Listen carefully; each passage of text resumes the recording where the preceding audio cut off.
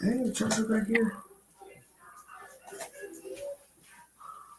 How do I respond to comments?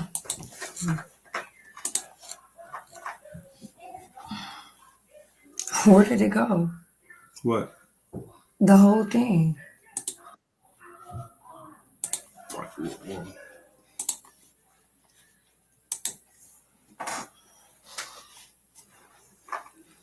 Mute. But that's Rhonda. That's her. She in the background. You can mute. Hey, Rhonda. You see, I'm just trying to work it out, honey. Add it to the stage. Add it to the stage. There. Hello, hello, hello. Why my camera not on? Why can't I see? Can y'all see me? Yes, I can see you. I was trying to turn my camera on. I think that's Do I need to move my computers?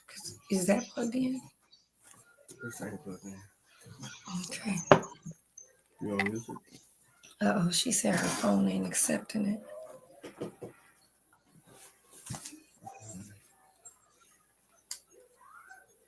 Hold on, Rhonda. I'm trying to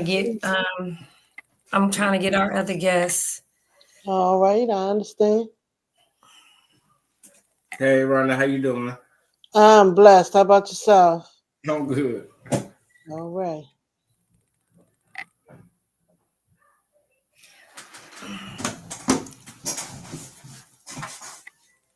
I'm learning how to work it. This is, what is this screen?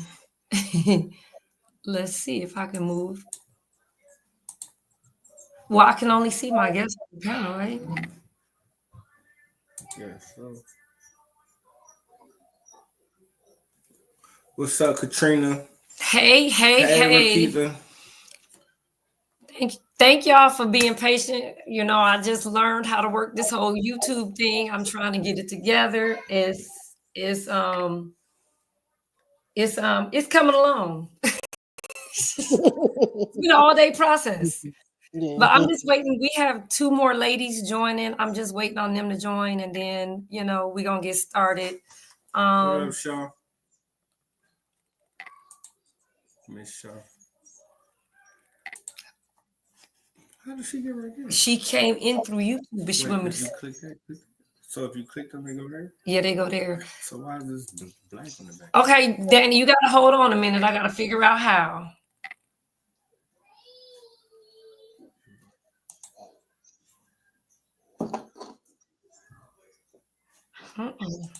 That's the same one, right? Private chat. Yeah, I want to private chat with Danny. Don't I? God bless you. Thank you. She ain't gave me these allergy pills yet.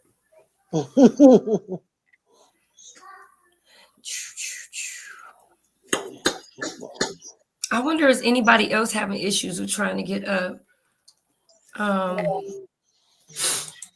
Only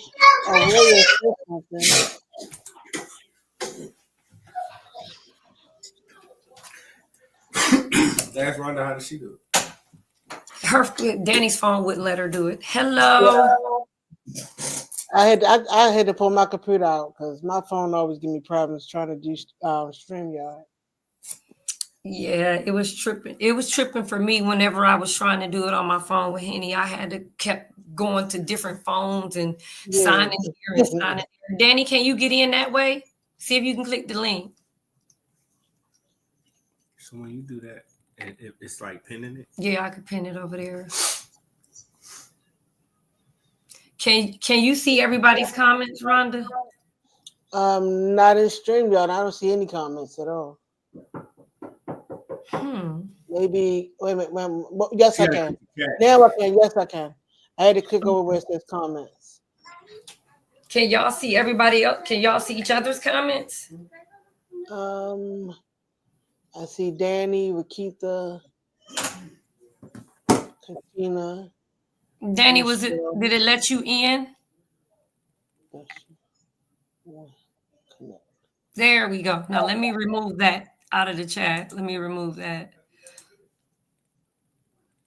All right. So first of all, we got one more person coming, but we're going to go ahead and get started because I don't want to hold everybody up for their night. So let me introduce everybody here. And then I want to also, I want to put an image on the back screen because I want to explain to y'all why I put DraUma with the U. Can y'all see the drama and versus trauma? Mm-hmm. All right, so let me explain to y'all why I put DraUma with the U, because you insert yourself in drama. So drama is supposed to just be DRAMA. But when you insert yourself, it changes the dynamics of what drama is. So with that being said, I gave y'all a list of questions just to ask you earlier, and I'm getting ready to pull those questions up myself, and we're going to get into it.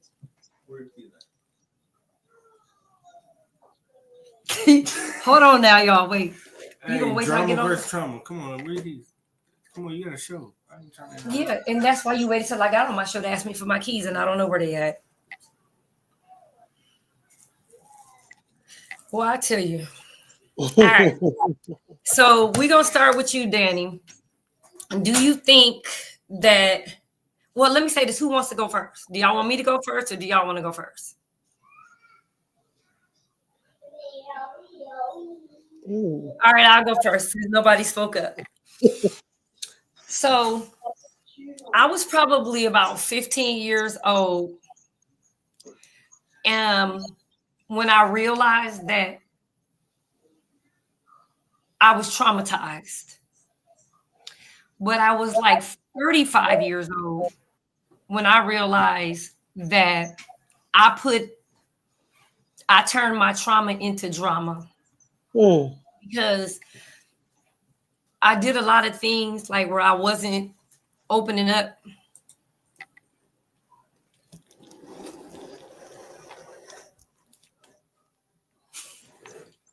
Danny says she's backstage waiting to get in.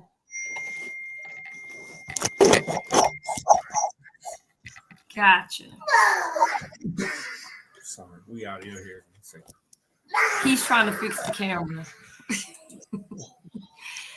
Hello, everyone. Welcome to Let's Chat. Let me just tell y'all a little backstory before I get into our topic for tonight. So in 2021, I decided that I wanted to do a podcast. And I was going to write a book at the same time. But then, as you all know, my family came to the stage and it was just drama filled. And I put my podcast on hold because I didn't want to draw negative attention to something that I deemed to be positive by jumping out there while all of the commotion was going on with the family. So I waited some time. And my sister Faith is the one who gifted me my book cover, which is what you all see as Let's Chat Out of the Mud. Because that was the title of my podcast and that was the title of my book. Still working on the book because when I start writing, it brings out trauma. So I have to put the book down and I do a little bit at a time. And a very, very good counselor of mine told me, are you writing the book for the public or are you writing the book for yourself to release your own luggage, skeletons, bodies, whatever you want to call it? And then that's when I decided that hold on, I'm finna drop the link for you.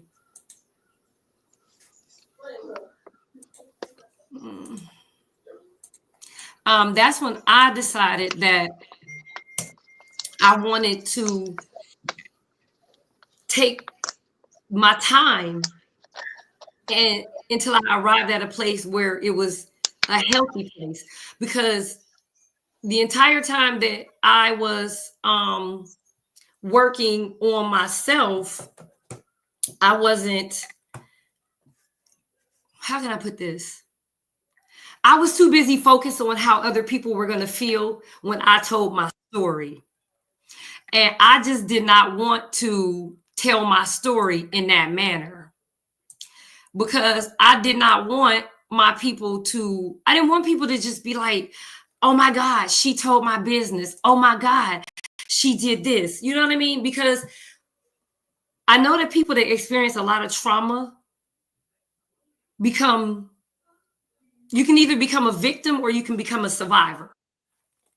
So when you experience a lot of trauma and you choose to use your trauma as a victim instead of a survivor, that's when you worry about how other people feel when you start healing. Because you don't want to make nobody feel like you felt as a victim. Does that make sense? Yeah. Yeah. Okay. So I endured a lot of things as a child that were unhealthy, because I think that I was a child with, that was in a home with domestic violence. That was something that was traumatizing. I was a child in a home where we didn't get a lot of whoopings. Well, I didn't anyway, because I knew how to kind of like talk my way out of stuff. I didn't get a lot of whoopings, but I got enough whoopings. And the whoopings that I got were like bad whoopings. You know what I mean? It was like over the top. But I also realized that it wasn't over the top during the time, because that was the only thing that my mom knew. So later in life, I gave that to my kids. You know what I'm saying? That was all I knew for them. That was all they knew for me. And I whooped their butt accordingly. So I endured more trauma growing up. I'm sorry, I'm sending one more of our guests the link. As a preteen. And a lot of my trauma was me creating unnecessary drama for myself. Like leaving out, going places, running away, and doing stuff that you have no business doing. You know what I'm saying? Like one time I remember me and one of my friends, my really close friends, I'm not going to say no names because I don't know if she's healed from it or not. But one of me and my really close friends, we decided that we were going to leave out of the projects that first of all, I was staying at a cousin's house who my cousin was older, and I was run away at the time, but my cousin was like being the mediator, so she let me stay there. And because she was not really the parent, she was an older cousin, I was the babysitter, plus I got a little bit more freedom than I got at home. So we decided that we were going to get in the car with one of her boyfriend's friends just to give us a ride to McDonald's. Right? That's innocent, right? Innocent teenagers riding with their cousins, boyfriends, friend, just to McDonald's, and he's going to bring them right back. You would think. He didn't bring us right back. In fact, he took us to a hotel. And my friend decided his demand was we had to give him some ass to get back. I'm still a virgin. My friend is not. My friend took that blow for me so that I didn't have to take that blow. And then when I got back, hours later, I'm in trouble because I was never supposed to be out the projects.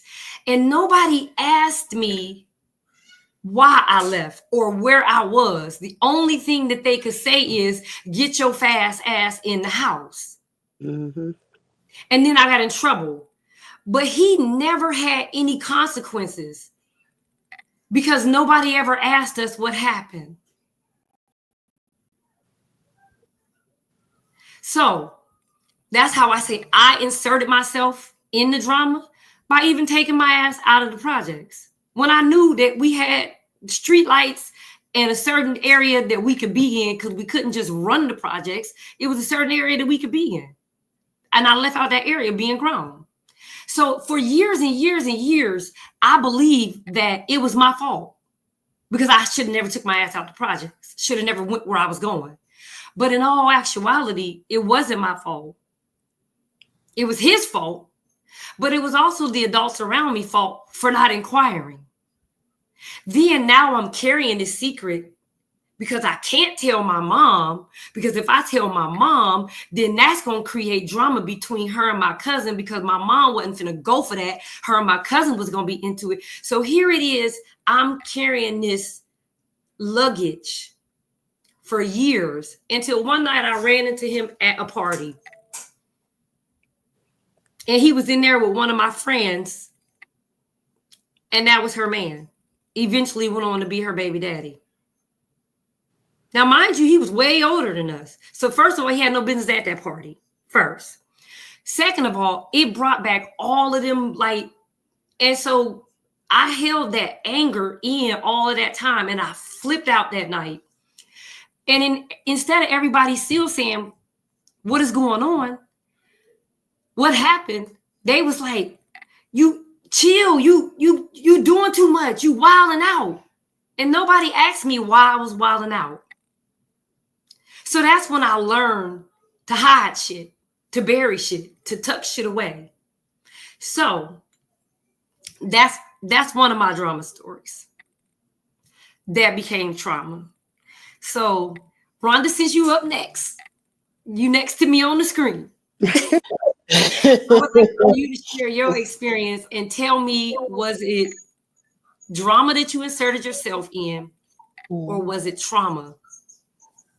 I would say for me, it's like trauma that I endured as a child made me into a person that insinuated myself as certain types of drama. Okay. And what I'll talk about is the drama that ultimately led for me to change my life. It was the drama that reminded me of my Lord and Savior because I was doing things, moving like I wasn't supposed to. So basically, as a child, I went through some things that was unaddressed. Didn't even know they needed to be addressed because it was just natural, my natural surroundings for certain things. But as far as other things, I knew needed to be addressed, but I didn't know how to because I didn't even know that I didn't know where to begin. So in 2018, I ran into a guy that I went to middle school with. And this guy in middle school, we did some things that I definitely shouldn't have been doing in middle school. And I used to hook school a lot. Because I was unhappy with my childhood life because of the traumas that I went through. So, with that being said, I'm sorry. What was those traumas? What was those traumas? I went a child molestation, abuse that I had to later on. I had to redirect where this came from, which I'll get to. But those are two of the main issues, which was abuse. Well, it was three: abuse, rejection, and molestation. I was molested. I was touched at the age of 10, and that began a spiral of sexual habits that shouldn't have been there. I became a person that I shouldn't have been, and as I grew, like I said, at the age of, I told you, in middle school, I was having sex. I was having more than just normal sex with people. I was having sex with guys in ways that I shouldn't have been. But it was because it wasn't, nobody knew. I was walking around with scars and secrets. And like I said, like she was saying, trauma, because I didn't want to hurt the family or,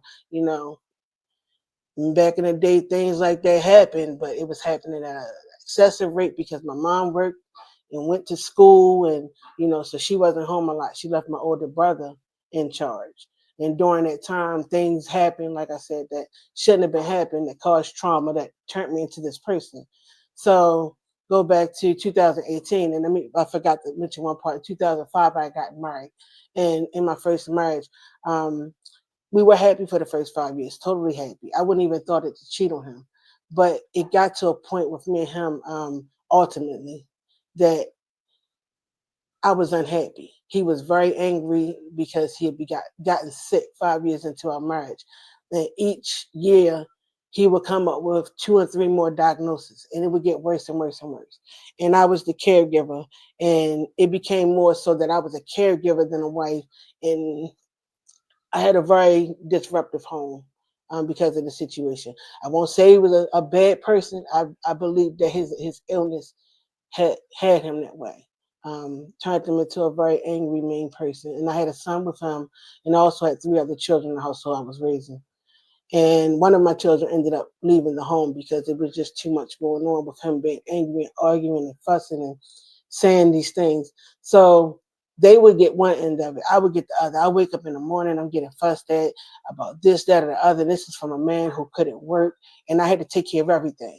So that's another form of trauma I was going through because I'm taking care of somebody who's treating me bad, and I'm not happy. And all I got is work, and I got to take care of home and these children and all this other stuff.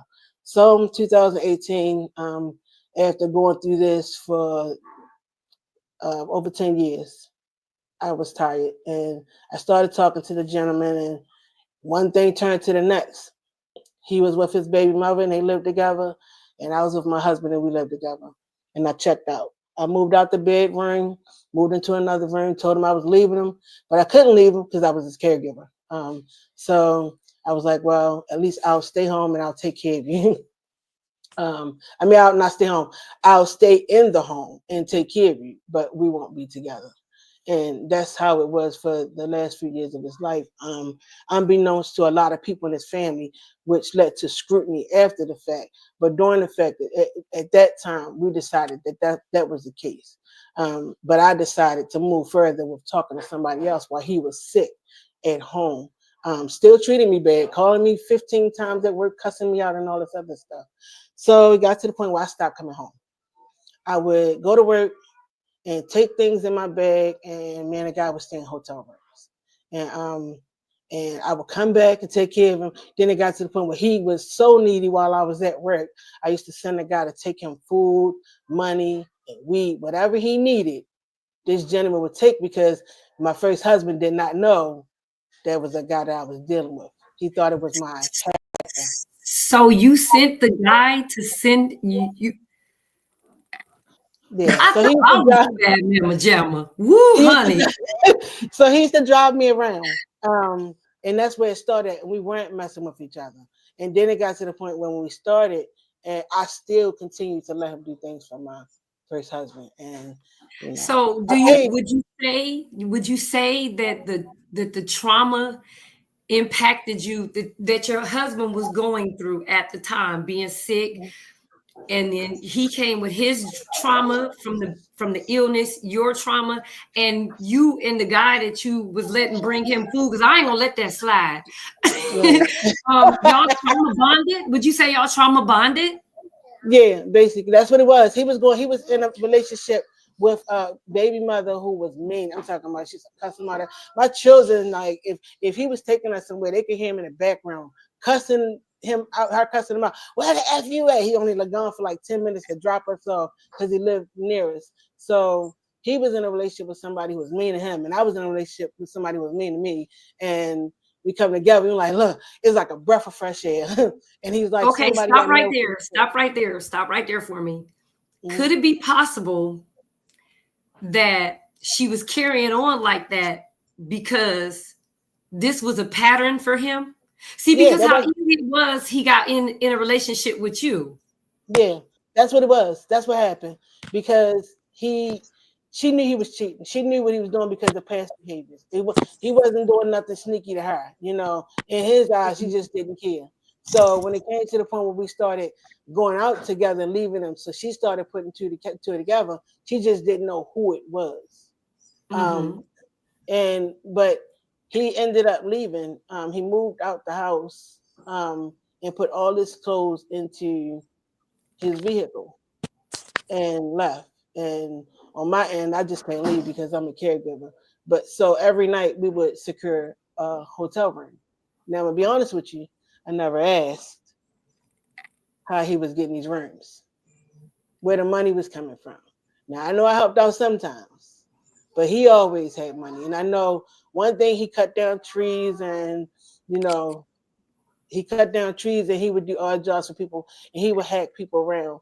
But there was a lot of money to keep coming up for these folks. So let me ask you this. And then we're gonna move on to Danny. Mm-hmm. And let me put this disclaimer. If y'all are triggered by any of these conversations, this is not what the intention is. We are not trying to trigger you, because these are our individual stories. And if you're triggered by the conversation, I apologize in advance. But in order to heal, you gotta work through it. And this, to me, is how people work through things. So with everything that you have been through, what advice would you give to somebody that's in a similar situation to what you were in back then? Right. All right. So in that situation, I was arrested due to some mess, and I feel like I was tried in a fire. So the advice that I would give somebody is honor thy husband, or your days will be numbered. And even though you're not happy, there's still ways of doing things the right way. And I didn't do it the right way. Even with saying I'm moving out of the bedroom, that definitely was not enough. That was just putting a Band-Aid on the situation. So I would actually say, honor that husband. Well, honor that husband and that wife, because God takes those vows seriously. You made them before God, and he takes them seriously. I went through that, and that made me change my life. It made me address my trauma that I didn't realize I needed to address, because what brought me there was important.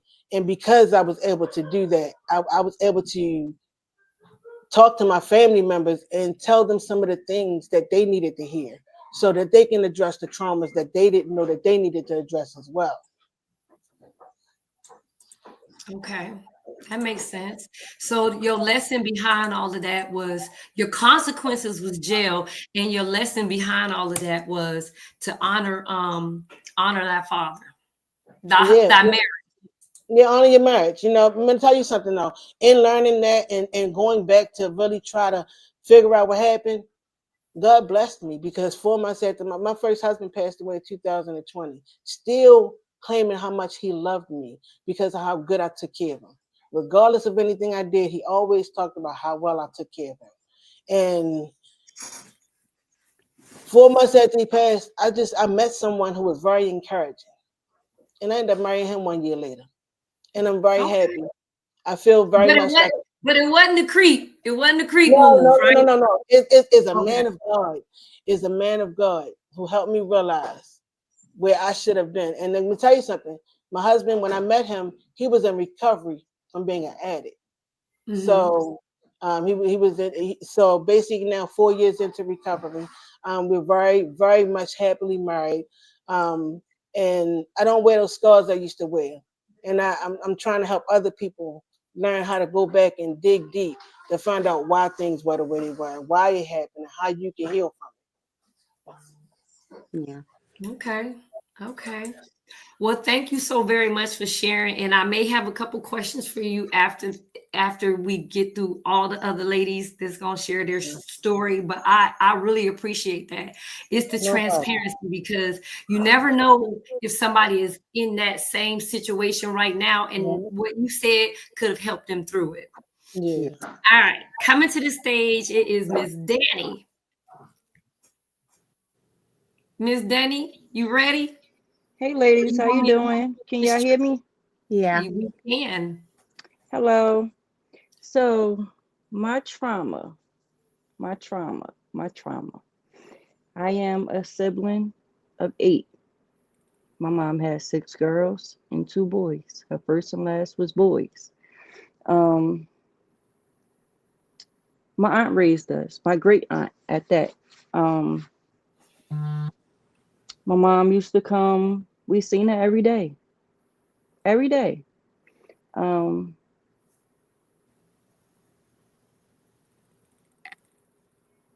mom was in the streets. And there's things that we had to do in order to be taken care of, right? So then she married this man.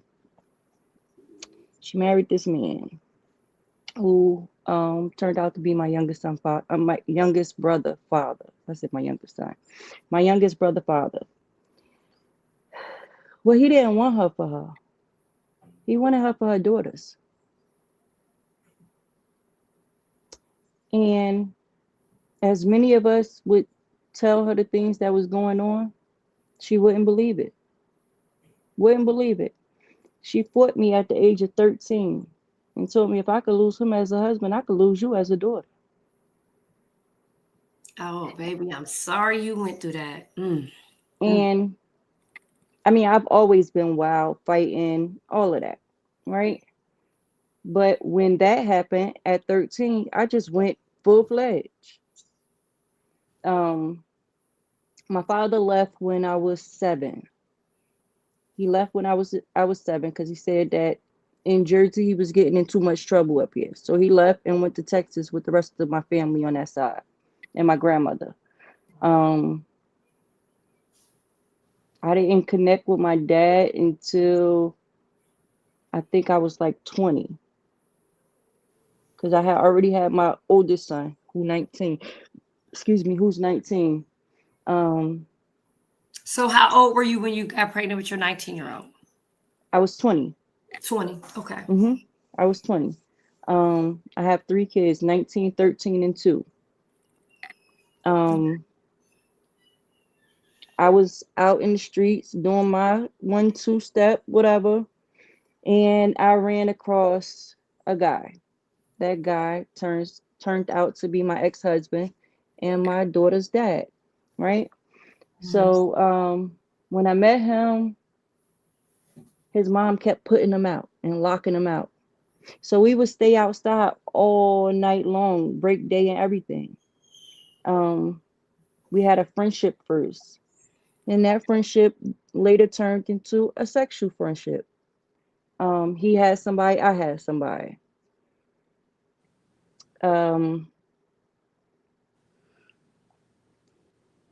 As time progressed, I met my oldest son father. Now, my oldest son father is 12 years older than me. I was 16, he was 28.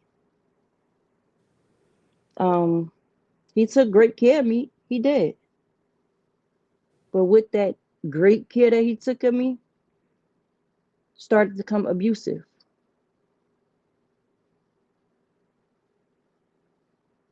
I can't hear you. I said, let me ask you a question because I think this is important. Do you think that it was easy for you to date somebody that much older than you because of what you endured in your own home? Or was that just something that you have never visited on your own before me asking you that? Yeah and no, right? It's something that I never visited, in a sense, until now. And no, because when we met, I was outside doing my thing and he was outside doing his thing, and neither one of us knew how old the other was. Okay. Honestly. Okay. When the age factored in, it was already too late. We had already been sleeping together and all of that. So it was like too late. And how that happened was my mother kind of tried to throw a monkey wrench in it. It's like, well, do you know how old my daughter is? My daughter only 16 years old, but at that point it was too late. Right. So that got very abusive, very abusive.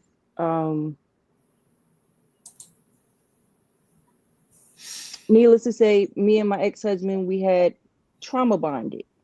So for 19 years on and off, right? No,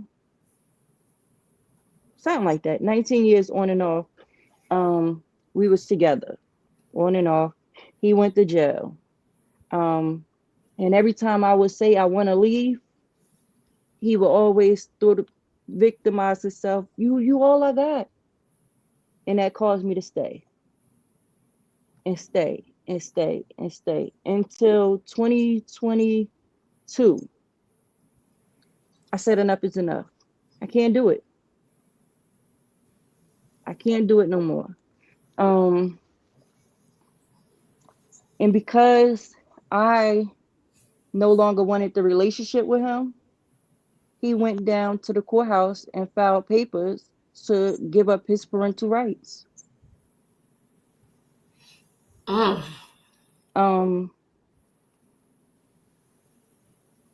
And now today, he's facing life in prison. Now he want to be in his daughter's life, but I can't give him that. So I personally think, and this is, and I don't, there's no handbook to parenting. Right. Let me start with that. I personally think that it is our job as moms and dads to protect our children and to make the hard decisions on what is or is not a healthy environment. Right. That's not a decision that I can make from you, for you. But my thing is, what can you gain from taking her to the prison with him doing life? I mean, could you set up a video visit? But physically taking her down there could possibly bring unnecessary trauma to her. Absolutely. Now, let me say this, I right? don't see anything wrong with setting up a video visit. And I'm not telling you how you should handle it, because you know that situation and you know your daughter better than me. But what you don't want to do is not let her have access to her father unless it's an unhealthy situation. Now, by him being behind the wall on recorded calls, it's very little unhealthy that could possibly go on, because all calls are recorded or monitored.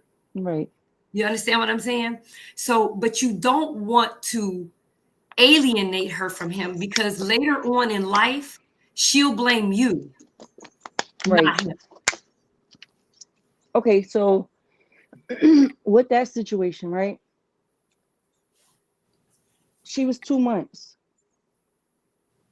when I cut all ties, and I expressed to him, cried to him, I don't care if me and you, I don't want the relationship, but I know what it is to grow up and want my father. Mm-hmm. His thing was, I always thought that I would raise my kids in the same household. So if I can't do that, I don't want no parts. But now he in jail, and it's like, my daughter this and my daughter that, and I just want to be a father. I'm about to go away for the rest of my life and whoop-de-whoop, whatever. The reason I say I'm not taking my daughter to nobody's jail, my mother dragged us with her to go see her husband. And I can remember sitting there saying, I can't wait till I get older and I could come see my man and kiss on my man and be with my man in jail. And that could possibly bring back that unwanted trauma that you have worked so hard to put behind you. That's a trigger. Right. That's a trigger. That's definitely a trigger. So, and then to even go back, like, I started speaking to my mother again in like 2020. From the age of 13 to 2020. I'm 39 years old. And even now, that relationship is still unhealthy. Because what she do, she try to play all of us against each other. I know that feeling. It's not from my mom, but I know that feeling. She try to play all of us against each other. And me just being me, you know, with my 3 kids, I would isolate the shit out of myself just so I don't have to deal with it. But then that becomes unhealthy when you're isolating and you're staying in the house. It's unhealthy. I'm glad you said it. I'm glad that you recognize that that's unhealthy, because that right there, you know, we're not designed to be alone. Right. And we all need somebody that we can trust. You know what I mean? Absolutely. But I mean, it's a hard decision to make, because we wear so many hats as women, first of all. And then you add the hat of motherhood onto us. And then you add the hat of girlfriend or wife onto us. And then you still want us to go out into the world and be ladies and be nice and be polite, Professional ladies.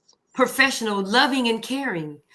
And I Absolutely. mean, like, and healthy and Mhm. healed Mm-hmm. and happy. Yep. That's a lot. That's a lot. Yep. So at this, and then I found myself being a people pleaser. Like I will take care of everybody, Mm-hmm. and pour into everybody's cup. But then my cup empty. And I'm not looking for you to pour into my cup. But when I can't deliver and pour into you, it's a problem. Let me regroup. You see my face? Because I don't pour into people's cup that don't pour back into mine. Because at the end of the day, when I'm done pouring into their cup, what will I have left for me? Right. So, like, if I'll do it in the beginning, but when I realize that it's not being reciprocated, then I draw back because I'm not gonna empty my cup for you. Right. And I still gotta pour into my kids and my grandkids and myself. Right. But I've poured into you and my cup is empty. So what do I have to pour into everybody else? Right. So I need you to refill me. I need a refill. Get a refill. I need a refill. Who that If you singing in the background? can't You got the refill me, backup singers. yeah. And I learned that it's okay because I used to be a people pleaser and the person, and when I stopped pleasing people, then You I became the bad became guy. Selfish. the bad guy, the Mhm. villain. And Mhm. then I got comfortable with being the villain in people's story. Mhm. Because at some point we have to get comfortable with being uncomfortable. Right. Yeah. Especially Right. when you stand in your ground. Yep. So that's where I am right now. That's why remember when I messaged you and I said, and you were supposed to call me and didn't, but I ain't gonna tell nobody else. Don't charge it to my business or to me being professional. Charge it to I am 50 and I have been pushing and pushing and pushing to meet some personal goals. And I have been working with people every day on top of driving, and I had a lot going on. But I promise you that I am now back in a place where I have everything up and running. I'm smooth. I'm good to go. I've made some decisions. I got you. Okay. I got you. I promise you. So what I would tell younger kids coming up, somebody who's 19, somebody who's 20, I would tell them to pour into them. Mm. I would tell them set goals and achieve them. I would tell them it's okay to say no. I will also tell them you can't help everybody. Mm. Come on now. Yes, Yeah, sir. that's y'all didn't know. Y'all thought y'all was gonna just get some trauma and drama, but she just gave y'all a word, whether y'all know it or not. I hope y'all Yeah. receive it. Because Yeah.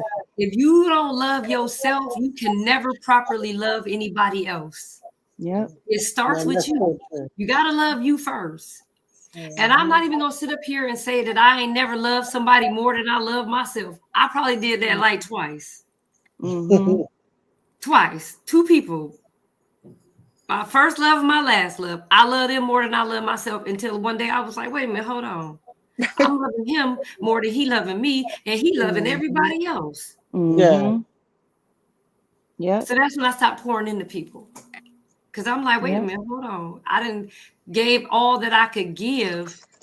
And but I did see a question in the comments for you. I'm gonna reword your question, Miss China, and say, do you think that he has a motive behind wanting to bond with his daughter now? Do I think what? That he has a motive behind wanting a relationship with his daughter now? Absolutely. Here's why I think that, because he know that If I open the door for her, then he think that opens the door. Mm-hmm. And when you know better, You do you do better. better. Well, I thank you so much, Danny. That I know earlier so I did send these ladies a list of questions that I wanted them to I can't get the word out, that I wanted them to process because I didn't want them to be blindsided by the amount of questions. And Danny inboxed me like I was already writing stuff down, but woo. Yeah, so I'm so proud of you, Danny. I'm so proud of you. And I just want to tell you to keep going, keep going. And I ain't gonna tell you it get easier. But what I am gonna tell you is, even though it may not seem easier, the more you educate yourself, the easier it actually is. Because when you know better, you do better. And I got one more thing. Anything you did before the age of 30 has been expunged off of your record. Stamp that. I stamped that. If it's been if it's been more than 20 years, it don't count. It's out of here. It's out of here. I don't even know you no more. Yep. Miss True, let's get with you. Let's go on. What's good evening, Miss True. Miss True, how are you? I Good have a evening. very, Good very evening. dear friend, and her name is True as well. And our birthdays are a day apart, and that's my dog. Okay. I really don't have a story because I actually am blindsided. Like I didn't know exactly what was going to be talked about, but I will say that piggyback off of what Danny said, love yourself. Teach your children to love themselves. Teach your grandchildren to love themselves. Self love is very, very important, especially with these young ladies, because the route that some of these young ladies are going is not cool. Um, and we do sometimes often forget about the males. They need to self love as well, because I think that's why they spiral out of control and do the things that they do. I think the most traumatic thing that I had happen to me in the last maybe 5-10 years was dealing with and people always laugh when I say this, but a serial cheater. Um, that is very traumatizing. It's It very, very definitely traumatizing. is. It It definitely is, is. yeah, that is like, it's like insane. That is a form of abuse, um, especially when you have a man that can't control his penis. No matter what you are doing, you are loving him, you're cooking and cleaning and giving him all the sex that he wants and desires. And I mean, just making life comfortable for him. But then it's like maybe I made it too comfortable for him, and he wanted to experience those things with other people. So that was very trauma, like very, it still affects me to this day. And sometimes I just be wanting to call him, be like, you remember when you did this, mother? And then I'd be like, okay, you can't keep doing that. You got to let it go. He even said to me one day, like, dang, every time I talk to you, you're going to bring this up. I'm like, you know what? You're right, but that's kind of hard to get over when every time you turn around, you was catching this man cheating on you. Like, and if anybody has ever been through that, you understand. Like, Can I ask you, why did you stay so long? Because I think um, that that's important. And then I'll share why I stayed so long. I stayed because we had so much fun together. We traveled together. We had fun together. Like, we did so much together. My kids liked him. He was in with my family. And it was just like, finally, one day I woke up, maybe like a couple days before my birthday, and I was just like, I'm out. I can't do this anymore. Like, this is like, I'm like, am I slow? Am I mentally?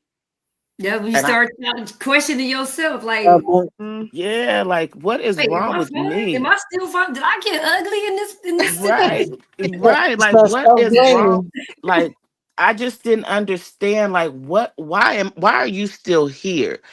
But I can say, even after when he thought I was cheating on him, which I wasn't, of course, guys would, jump in my DM and stuff like that. And he starts seeing that. And he like, hold on. Why they in your DM and they know we together? Just like these heifers is in your phone and they know we together. Men don't Mhm. care, women don't care.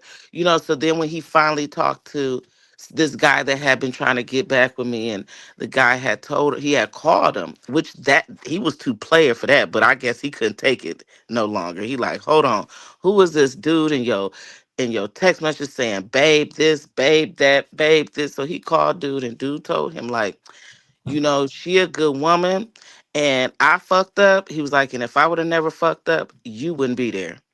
He was like, you got a good girl. I've been trying to, I've been driving hard on her, and she will not budge.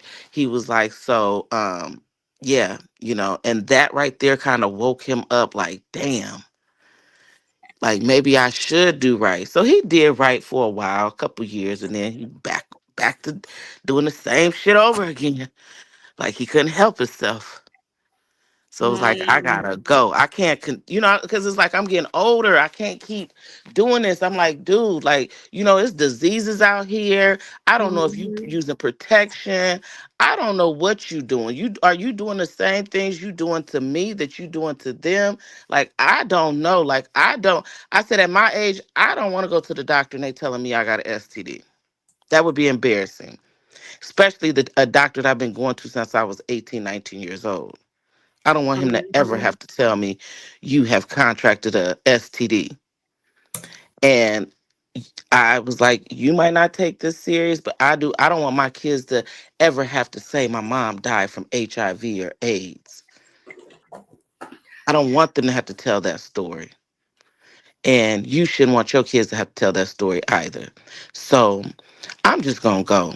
I'm out. I'm chucking up the deuces. I can't stick around for this. And I just woke up one day and I just left. He was asleep and I left, and I was just like, I gotta do better. It was hard. I questioned myself, and I thought about going back. Did I do the right thing? And but we friends to this day though. Just ain't on that level. So let me ask you this: Is he 6'3" and, Girl, and yes. dark as Yes. hell? I'm talking about chocolate, because that No, sounds he like ain't chocolate, but he my old fine. ninja. He Because fine as hell baby, though. I was digmatized. I would tell you right now. I would just be honest with y'all. That nigga, he had that shit over there. I liked. Yeah. Man, I did don't he? think there's many It others was on like this a line that drug. don't I was like a have junkie. I couldn't get it out of my system. that Man, I mean, when I tell you I was addicted, I mean, and I know I was addicted because it was like sex was like all the time. Like that's why I couldn't understand. Like you're never denied. Even if I'm mad, I'm still gonna roll over. I'm still gonna back it up. So what Baby. And like what? that's when I realized I was addicted, because Yes. like afterwards I would be like, I don't even when they don't be as fine as they used to be, Hmm. he just wasn't even that fine no more to me. I was just Mhm. like, yeah, no, because every time I looked at him after that, and we still friends. Well, we not friends. I just recently cut him off, probably about 7 months ago. So if he was to ever see this, he would be fine. But after a while, when I looked at him like a walking STD. Yes. Yes. Yes. That's Yes. how I looked at him. Yes. Hold on, Danny. Yes. I did send you a private chat with the link again. I sent you with a private chat with the link again. Yeah, you put it Yeah, in the back chat, Carletta. girl. Speak English. She's still learning. We gotta give her grace. Speak English. I don't know what that means. The back chat is just for the people that's on the panel. That's the And where I private find chat. that at? Don't be I don't laughing know at me in what this your chat, screen would look y'all. like. Don't be I don't laughing know. because I don't know what it looked like. Hold on. I'm Hold on. giving you I grace. don't. 'Cause I'm gonna Okay, go like through at my the chat. bottom of our screen, we have a mic, the cam, the chat, and then more, and then leave. it would be in the chat. Like we could, like That's us. not what mine look like. Yeah, that's why I Hold said I on, don't know no, what I'm gonna yours just would put it look in the like. comments. I'm gonna just Yeah. put it in the comments, and then she can get it, and then I'll remove it. But for future references, the back chat is for the people that's just on the panel can see. So like if we want to send each other a message like, hey, look at this, woo woo, we can. And then Okay, when somebody else comes up, they can't see what we previously already typed. gotcha. Okay, all right, perfect. All Yeah, but right, that's my so trauma. That was traumatizing to me. And that's why I say women, everyone should just love themselves, get to know yourself. Because there's a lot of women out here, or a lot of people that just hop from relationship to relationship and never give their their self space and time to learn themselves. I think everyone should take time to themselves and learn themselves, and you will be amazed at what you learn about yourself. absolutely. And Well, Yes. it's a beautiful feeling.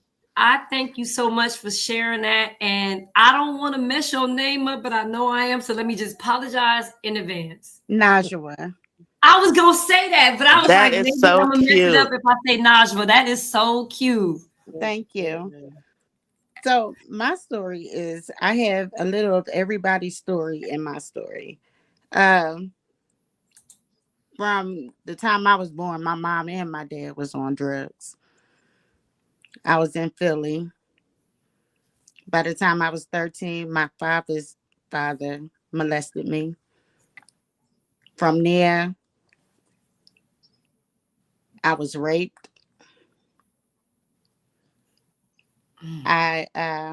Y'all have to excuse me because yeah, I was raped.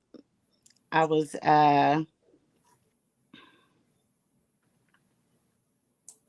I Take went your through a time. lot. This is your moment. This is your moment. We gonna mute and let you have it. You have I wrote down some stuff because when I went to therapy, uh I had to I didn't realize that I was going through trauma and drama and all the other things that I was going through until I was 42 years old and I had a nervous breakdown. And my 26-year-old was like, "Mom, just go see a therapist. You know, you there for everybody. You're I'm the one that everybody calls." I Let me just read what I wrote because from early childhood to about 17 was the worst, best years of my life. From a child's point of view, my mother and my father were on drugs, and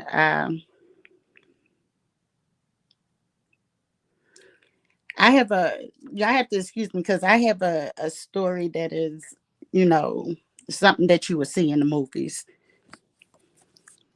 Um, I was molested by my father. I was raped. I was verbally abused, and all I did was fight. When I told my father's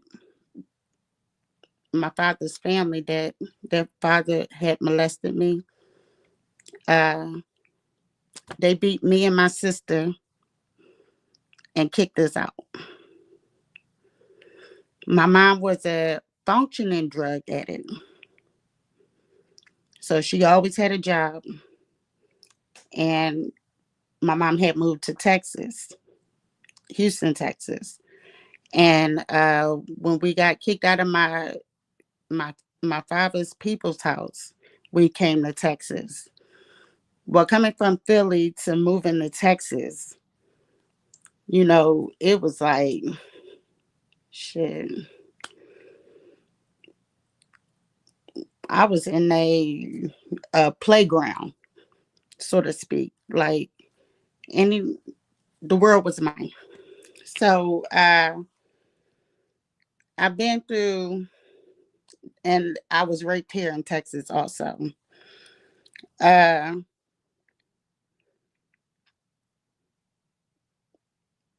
once I've gotten past all my younger years and I moved into my 20s and 30s, I dealt with abandonment issues, and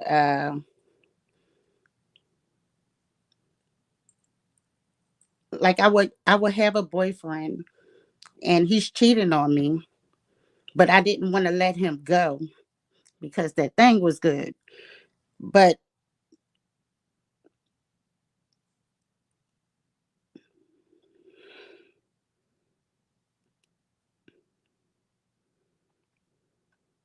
hold on 1 second. That thing get us every time, don't it? So Every time. if if if Wait, if Uh, it all right, gets y'all too ask hard for you, me a you take question as so many that I breaks can as you need answer, to. because me just sitting here telling my whole story is kind of hard for me. So, I do y'all have definitely get it. questions that you want to ask me? Um, I want to ask you, where are you now? Woo! Thank God, because that trauma is a motherfucker. mm, But right now, I'm healing and I'm learning how to approach things differently. Mhm. And my kids, I raised some very good kids. Like, I have a daughter that's in school to be a doctor.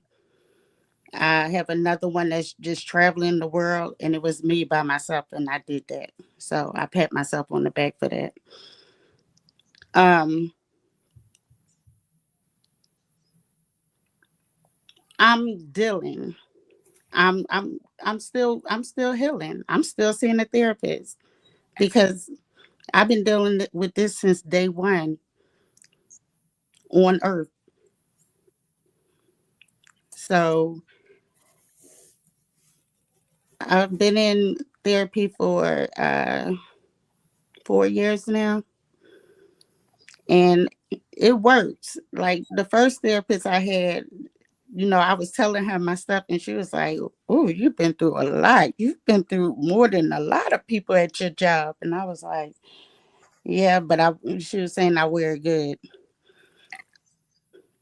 But right now, my daily routine is I watch Henny,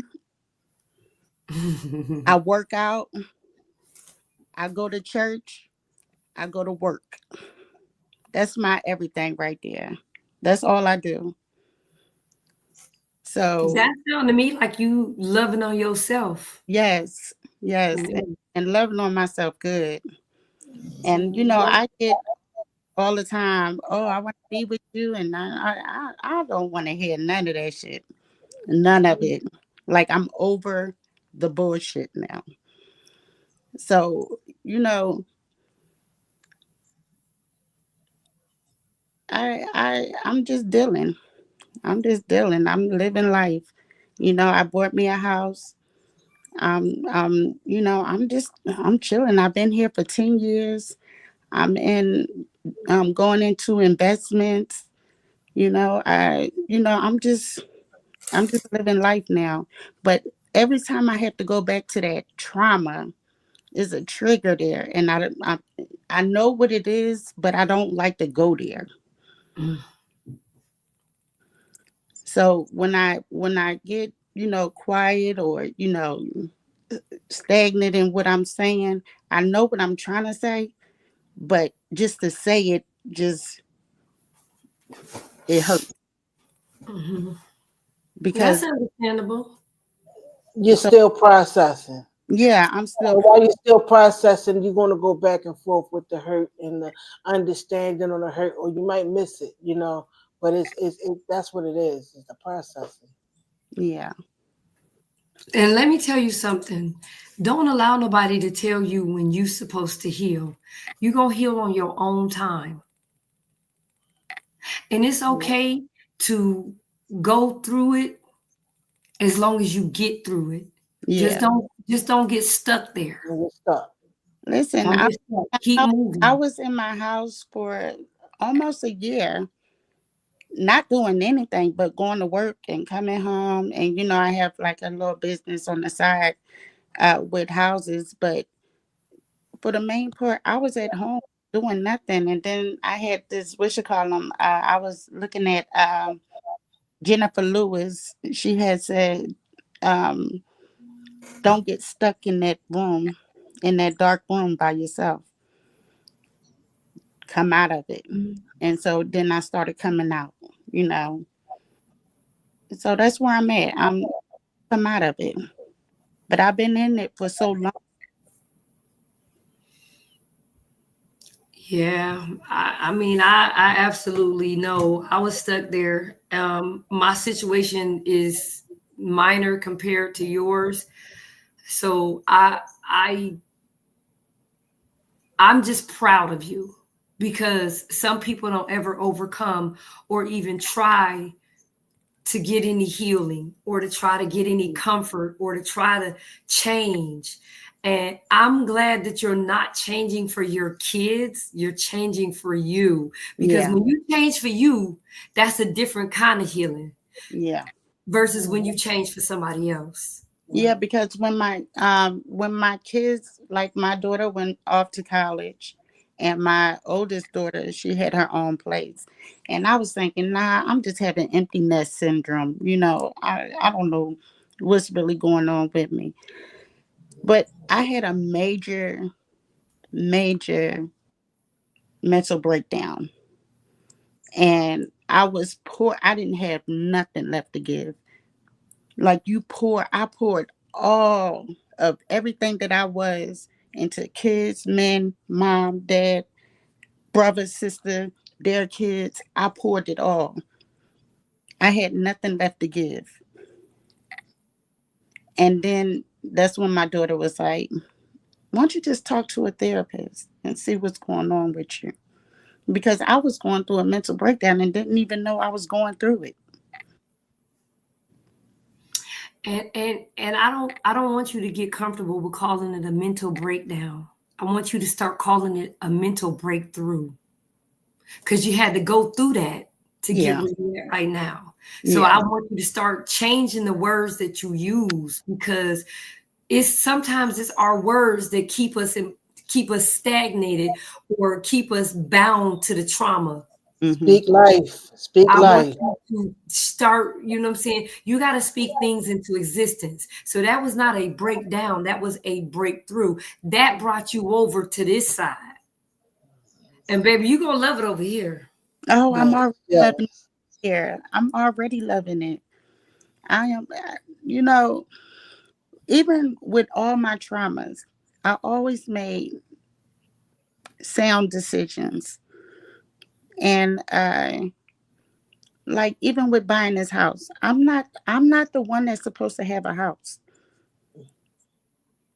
Like I don't have a college education, but I worked my ass off for everything that I have. I never had welfare. I never none of that. I worked my ass off for it. So I stand on things like that. That's what gets me through. And God. But you Mhm. know, I definitely know. I know because I don't, I don't know if I'm supposed to be here either, but I'm happy I'm here. So, yeah, exactly. Yeah, you're here. You were supposed to be here. You're here for a reason. This oh, I mean, conversation right here tonight no, I mean is here going to where touch I some am right people. now today in life, not Yeah, here Yeah, on this earth. I'm talking about here where I am right now today right. yeah. because every day I'm still embracing it. I'm still embracing it. Like, In awe. I'm just in awe of the life that I made for myself. I'm in awe of my kids are in college. I'm in awe that I'm able to go to the store and buy whatever the hell I want. I'm in awe of that. And I shouldn't be. My statistics should be welfare, Section 8, Medicaid. and I have none of that. I ain't gonna say nothing about the Section 8 because, baby, I sure can use some right now. Girl, here the way they think the rent costs now. Let Oh me my tell you, I God, use the it too. mortgage costs now. But listen, my thing is, you know, I know that I don't have these things. I know it's because of God that I have all this. Because every time I get on my knees and I pray, or when I get on that phone with that therapist and she pray, Mhm. like it's working wonders in my life and have been for a long time. That's the good thing, and realizing you need to see someone. And some people don't like it because you go and they feel as though that's all I'm doing is sitting there talking. But if you're listening while you're talking, you're also processing. And the Yeah, questions and the things that they throw at you help you. yeah. Hmm. And I didn't realize that until I was 42 years old because anything Mhm. behind that was, girl, you crazy? I Why went. you therapist? The hell wrong with you? Now I'm I like, got I got counseling until about 44, and I'm not going to say. I used to say the same thing. All I did was sit there and I would talk, but the more I would talk, the more I would learn more about myself. And even when I wasn't going to counseling, some of the techniques that I used while in counseling in therapy, it helped me outside of that. So going does help because even while you're not there, you still got tools that you yeah, can use even when you're in a dark space. absolutely, absolutely. So let me ask you this. How many counselors did you go to? Did you get it right on the first time? Because I No, did I not. did not. Mm-mm, mm-mm. The first one told me, child, you, she was like, you've been through too much. I was like, yeah, you ain't the one. So I got me a black girl, Hmm. and she was for me. Yeah. I got me a young girl. Yeah, Mm-hmm. she's young too. Yeah, She's She's yeah, 27. yeah. mine 32. I think she's 32, 33. But yeah,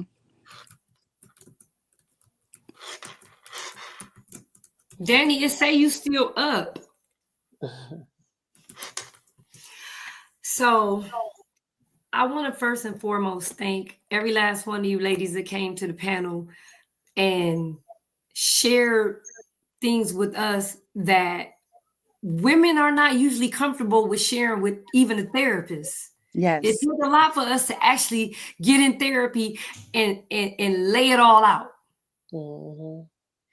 And y'all didn't have to do that. And I thank you so much that you all allowed me and my platform to be the place that you share that information with.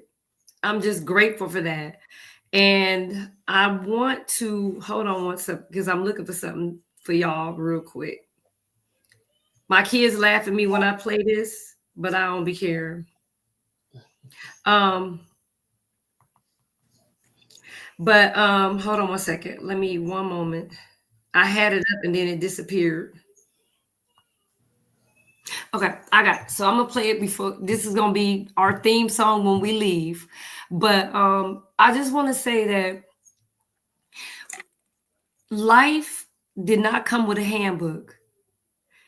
And the handbook that we thought it came with, get rid of it. mm-hmm. Get rid of it. It that's that handbook that we was given is from our parents and not knowing how to break generational curses, not Right, Yes, knowing how to properly parent, not knowing right. how to teach us about financial literacy, credit, Mm-hmm. wealth, healthy marriages, healthy Mm, relationships. mm-hmm. yeah. Those things, they don't exist anymore. Throw that handbook out. Mm-hmm. I don't know what your relationship with God is, but I'm Mm. saying that should be who you talk to every morning when you Every wake Every up. day of my life. First 15 before you, minutes of my day. before you, Before we get on here and see what Henny got going on or what she finna say, Yeah, you gotta talk to yeah. God. that's Mm-hmm. And all. I mean, I just feel like that has truly been my saving grace Yes, Mm-hmm. is the relationship that I have with God. And Give you peace. the next thing that I want to say is y'all thought I was joking when I said I really, really implement the 5-minute rule. I honestly implement the 5-minute rule. And the reason that I implement the 5-minute rule is because of all my trauma and my stress, I learned how to properly channel it so that I don't take it out on people anymore. Because I used to take it out on everybody. Everybody, you get on my nerves. You knew you got on my nerves. Now the closest that you do of knowing you get on my nerves is my face is gonna tell you get on my nerves, but my mouth ain't gonna say it. And I just say that when it get hard and you talking to God and you don't think he's listening because he might be busy somewhere else, and you don't think that he hear you, just remember that he show up in his time. And it don't matter when he show up, as long as he show up. Every time he show up, he gonna show out. And when he show out, it might not be the way you wanted him to show out. It might not be that way. Might not be what you expected. But it's what he wanted you to have. It's what he has for you. And what God got for you, can't nobody take that from you. Not at all. And I'm gonna leave y'all with that. And this. You.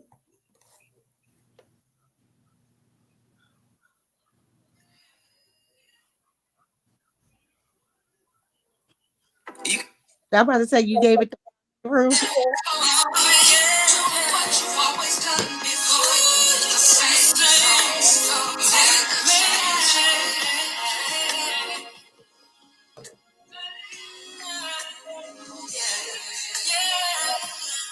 Because sometimes we just need a peace of mind. Yes, Lord. And it's okay to let peace be still and to be silent and just sit around and be by yourself. You don't always need somebody to be with you. And I need y'all to know, just like we clock in that job and we clock out of that job, sometimes we got to clock out a life and hit reset and come back. Don't get caught up trying to please everybody. Put yourself first. Let your happiness dictate your relationships. If people ain't serving what you want to eat at the table, don't sit there. Get up. It's okay to get up because they gonna get up if they ain't happy. Don't sit in it. So I'm gonna start doing this every Thursday at 7:00. Somebody told me to push to 7:30. What do y'all think? 7:30. 7:30. 7:30. Yes. That's only because you be wanting to be asleep, Miss Prue. She be needing a nap after work, y'all. But so I'm gonna take a vote 7 or 7:30. But I'm gonna say this: next week's topic is going to be when to walk away. Yes. Yes. When to walk away. I let them vote. See, everybody said 7:30 is fine. I let them vote, and they said that they wanted to talk about trauma versus drama today. But next week, we're going to talk about when to walk away. And then the following Thursday, we're going to talk about read the room. I'll be good at when to walk away. Yeah. Me too. Yeah. Because, honey. Know when to hold them, know when to fold them. Yes. Yeah, that was a song for real. They was really going through something when they wrote that. Y'all gotta really look at the lizards, the word, the lyrics, the lizards, the lyrics. Because, like, yeah, I read a book that taught me how to walk away, and yeah. But I also want to point one other thing out to y'all. And this states, what is trauma? Trauma injustice strategies, which is trauma results from an event, series of events, or set of circumstances that is expected by an individual as physically or emotionally harmful or threatening, and that has adverse effect on the individual's functioning and physical, social, emotional, and spiritual well-being. And that's what I was going to say. And trauma runs deep. And sometimes we born into trauma. Yeah. And sometimes we do like I did with drama and add that you into it. You gotta know that you don't go in drama. And that's the only way you can stay out of it. It's when you start taking accountability. Because if you don't have accountability for any and everything that you do, no matter how much it was the other person's fault, you have to take accountability for allowing that. That is true. And Carlotta, remember when you said about your book that you've been writing a book, and the more you write it, well, see, that's my problem. I've been writing a book for about 15 years now called No Crystal Stairs, and it's derived from that poem from Langston Hughes' Mother's the Sun. And in my book, because I suffered so much trauma, I didn't realize that I lost a lot of my childhood memories. So I get to writing. I'm like, oh my God, I forgot to put this in there. And I keep forgetting. And I go back and write more stuff and write more stuff. So now here I am writing 2 books, No Crystal Stairs and Trauma Made Me, because I had to break it in 2. Because there's trauma from childhood, and because what my mother endured from her mother. So it's going real back deep. And then there's how trauma made me, the things that generationally passed down, born into it. And and we can't be mad at them because they didn't know better and they were born into it. Yeah. They didn't want to love me because children do not do what we say, they do what we do. Yeah. Period. And that's why I just had to make a change. And I'm not trying to boast, or yes, I am. Fuck that. I deserve to boast and brag. Yeah. Because I made the changes that I made in my life for my children. All of my children are great parents. You're not boasting or bragging when it's your testimony. That's what you are. This is what you've become. All of my kids believe in gentle parenting. They believe in gentle parenting. Bad as I whoop their ass. My daughter did too. My daughter barely got beatings, and she was the one who who was the good one. But she gentle parents her daughter, and I see how it works. I can see the difference now. Is a softer child. She don't have to think about all the hard stuff of the world because she's been gentle parents. Yeah. I never had gentle parenting, but I can count on my hands how many times I whipped my kids. But my mouth was, sit your motherfucking, I did that too. I did that. They know. I did that too. So I'm gonna read some of the comments before we go. We got about 6 minutes. Okay. Danny and Najwa, you guys got a lot of "you are loved" and hearts. That's my hugs. Selena said, "Look at you, you're winning." Face fuchsia flower shape. Face fuchsia flower shape. I think that was the emojis. She must be on Android. I'm just joking, Selena. I know you ain't on no Android. I love you. Wait. So somebody said you on to something, keep them coming. I definitely plan to.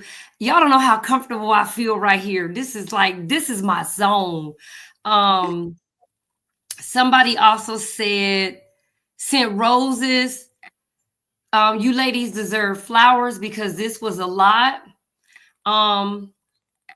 A couple people was like, and half of them don't know where they going. Yep, I seen that. A couple of y'all was digmatized some point in y'all life too.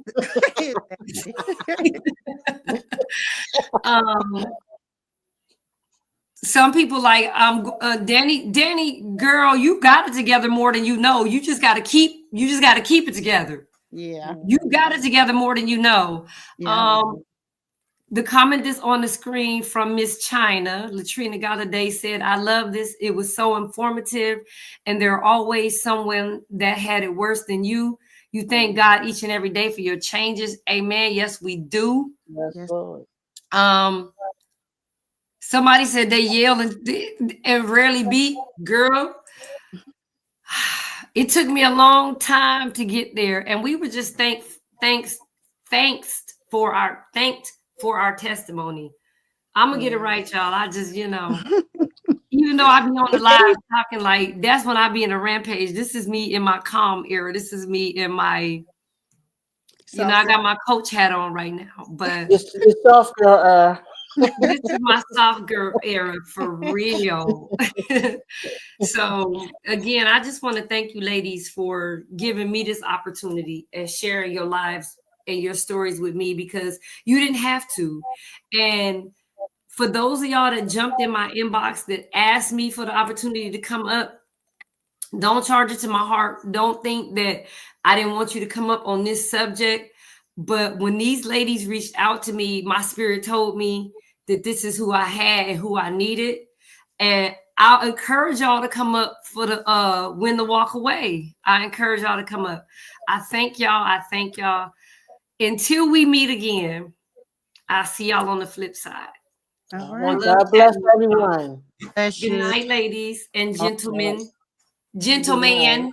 I think Maine was the only man in here. Was he in here when I said I was? Yeah, he heard you. He heard you. Child. Do as I say and not as I do. And he just snuck right in, didn't he? Yeah. All right. But I gotta get used to that. But he gotta get used to this, because this is his mama in her grown era. This is where I'm supposed to be. And Good it's night, gonna bless y'all. him. I thank y'all again. Okay, y'all enjoy the rest of y'all night. All right, you too.